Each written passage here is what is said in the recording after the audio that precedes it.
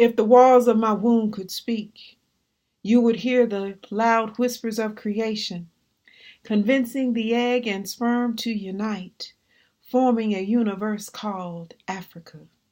If the walls of my womb could speak, it would loudly bellow out the mating sounds of past hopes and future aspirations of royalty in kingdoms full of joy and celebration. If the walls of my womb could speak, you would hear the resounding yes to the universe, answering the call of rulers of this earth in sync with nature, harmonizing with the embryos of time, offering the melodious sounds of growth in each trimester with incubations of masterfully connected hearts and souls.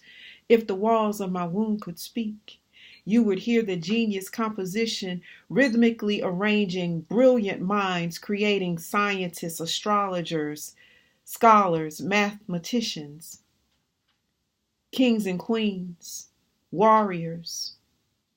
If the walls of my womb could speak.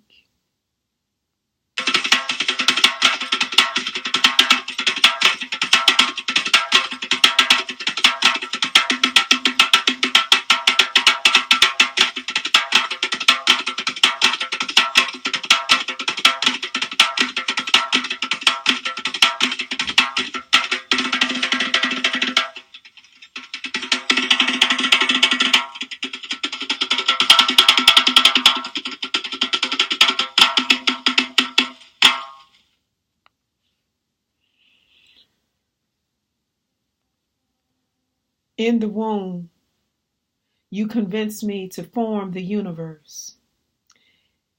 To the womb, you spoke life. To the womb, you spoke joy and celebration. And in the womb, you named Black genius. You named astrologers, scientists, scholars, mathematicians. You named kings and queens, warriors. There is protection inside of the womb, and I agreed to carry the universe called Africa. But where is the protection outside of the womb? What guarantees for my offspring? The walls of my womb do speak, and the contractions are reactions to my offspring's plight. The walls of my womb do speak, and they scream betrayal.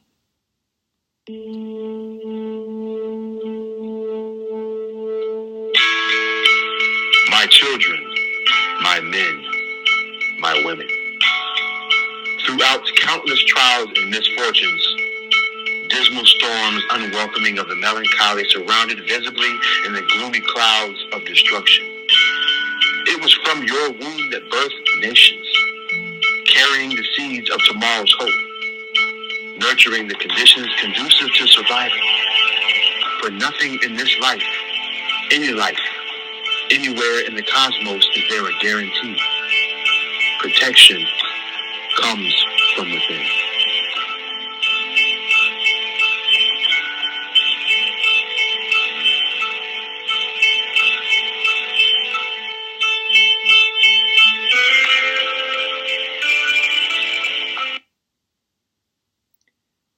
I spoke to my children today, the ones nailed to a lead cross,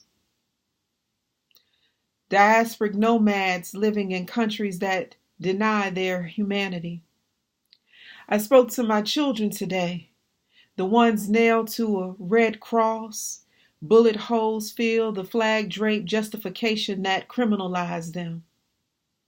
I spoke to my children today, the ones nailed to a breathless cross, blue lights and sights of brutality murdered my sons and daughters. I spoke to my children today, the ones nailed to a surrendered cross, where doing what's right did nothing to save them. I spoke to my children today, the ones nailed to a cross, for toying around, parked in play.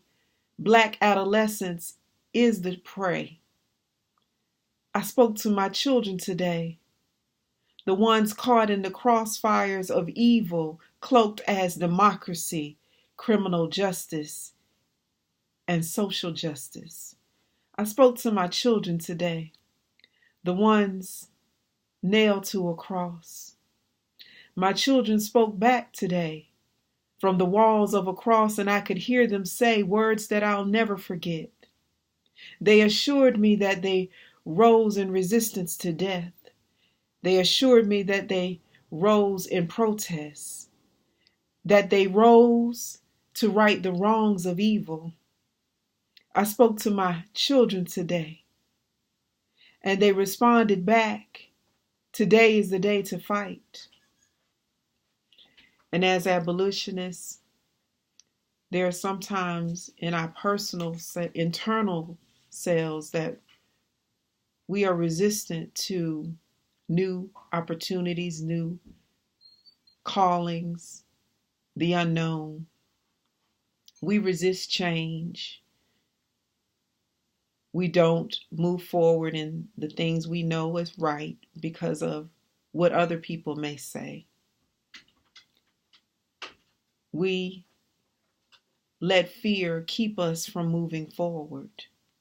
But as an abolitionist, I'm committed but not stuck, loyal but not an object, dependable and selective, reliable but not your default, purposeful but not complacent, moldable but not gullible, influential but not manipulative. You see, I am the pencil and the universe my eraser.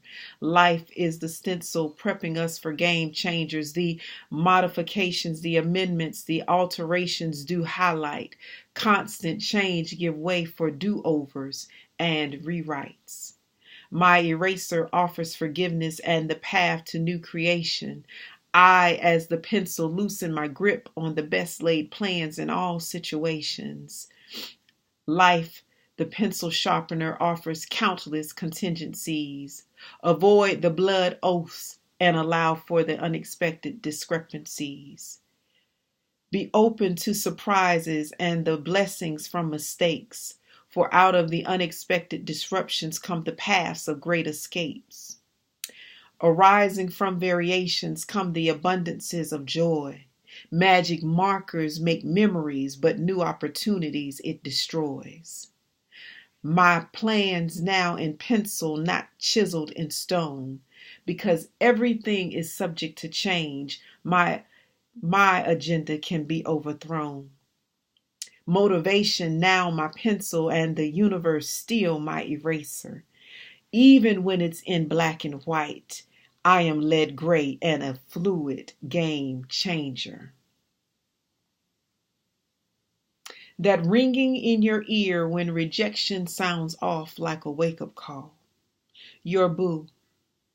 A skeptic's doubting words disguised as hopeful encouragement offered by a person that you deemed friend. Your boo.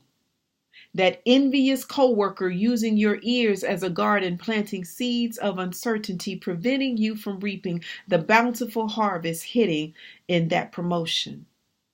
Your boo. A jealous-hearted family member that dismisses your accomplishments as you acting high and mighty because you chose higher learning over just getting high. You're surrounded by boos, but really you're just booed up. The ammunition needed catapulting you into your success. Booed up. The buoyancy produced when when naysayers fire torpedoes at your dreams, but you still float to the surface. Booed up. The atheist that never believed in you, but somehow shows up to your acceptance speeches after every triumph. Booed up.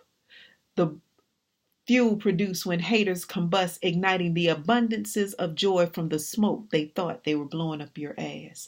Booed up. The slingshot used to fire torpedoes at your dreams, but the shrapnel leaves victory wounds as a tactical defense plan for someone else. Booed up. The rebuttals from nemesis, affectionately nicknamed Devil's Advocate, whose objections are incentives propping you up for advancement. Your boos, your hype squad, your motivators, your cheerleaders are all masquerading yays working in your favor. Interfere. That place that you enter to manipulate outcomes, usurping your will over the Most High.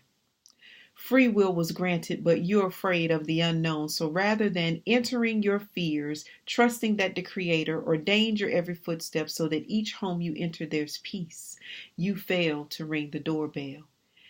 Entering your fears, confronting the unknown that paralyzed that somersault you should have taken into your destiny. Entering your fears, that leap of faith that produces outcomes because hesitation is not a deal breaker but a partnership maker for your success. Interfere, that disruptive action you now take each time you put one foot in front of the other foot and begin to walk in unknown territories. You interfere with plans of disruption and stagnation when entering your fears scared as shit, but letting them see you sweat is the momentum needed to accomplish what naysayers predicted would annihilate you. So interfere.